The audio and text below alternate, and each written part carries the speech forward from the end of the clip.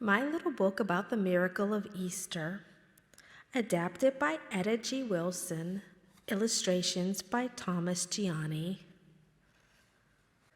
The people who had known Jesus were very sad when he died. A man named Joseph from Arimathea went to the Roman governor Pilate. He asked Pilate if he could bury Jesus' body, and Pilate agreed. Joseph took the body, wrapped it in a clean sheet, and prepared it for burial. With the help of some friends, Joseph laid Jesus' body in a new tomb that had been carved out of solid rock. Then they rolled a large stone across the opening of the tomb. The next day, the government leaders remembered what Jesus had said. "After 3 days, I will rise again." They went to Pilate and got permission to have guards watch the tomb. That Sunday, something very strange happened at the tomb. An earthquake shook the earth, and an angel appeared. He rolled away the stone that closed the tomb and sat on it. Then Jesus came out of his tomb. The guards were so afraid, they trembled and fell down as though they were dead. Later, Mary Magdalene, a friend of Jesus, went to the tomb with some other women. When they arrived, they were surprised to find that the tomb was empty. Inside the tomb, they saw an angel. The angel said, "Don't be afraid. Jesus is not here. He has risen just as he said he would. See for yourselves. Quickly now, go tell his followers that Jesus is alive again. You will see him in Galilee." After leaving the tomb, Mary Magdalene and the other women ran to find the disciples. They told them the exciting news about the empty tomb. Most of the disciples thought the women were wrong, but Peter and John ran to the tomb. John got there first. He saw the strips of cloth lying on the floor, but he did not go in. When Peter got there, he went straight into the tomb. He saw the linen cloths and the cloth that had been around Jesus' head. Then John went in. Both of them saw that Jesus' body was not there. The tomb was empty. Quickly, they returned to tell the other disciples.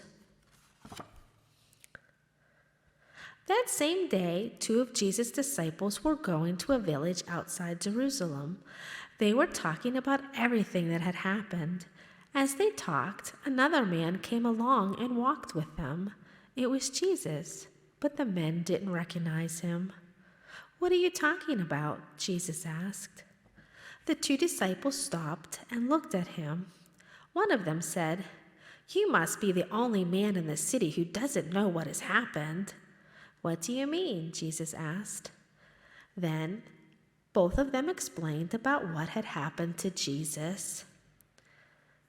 Then Jesus asked the 2 disciples, "Why can't you understand? How can you be so slow to believe what the prophets said?" Jesus began to explain everything that had been written about him by the prophets. The prophets were people who had predicted Jesus' coming long ago. As Jesus talked, they came into the village. The 2 disciples asked Jesus to spend the night with them.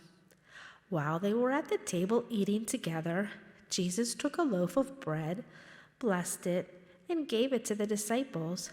At that moment, they knew he was Jesus. Then he disappeared from the room. The disciples were amazed. They went straight back to Jerusalem to tell the other disciples that they had seen Jesus. That same night, most of the disciples were together in Jerusalem. They were in a house with the doors locked. Suddenly, Jesus was standing there with them. He showed them the wounds in his wrists and in his side. So they knew he was really Jesus. They were so happy.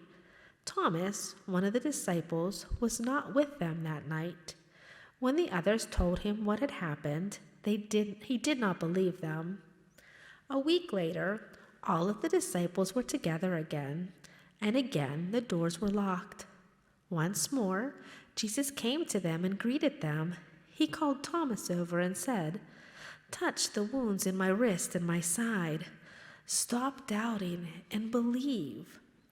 Thomas answered, "My Lord, I believe in you."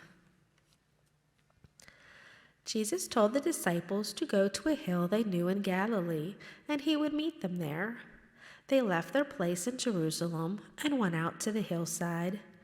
There they saw Jesus coming. The disciples fell down and worshipped him. Jesus came closer and began to speak to them. "God has given me power over everything. Now I ask you to go to all people everywhere and make them my disciples. Baptize them and teach them to obey what I have taught you. And don't forget, I will be with you forever." Then Jesus raised his hands and blessed them. As he was blessing them, he was taken up into heaven. They went back to Jerusalem and straight into the temple. There they gave thanks to God for the wonderful things that had happened. The end.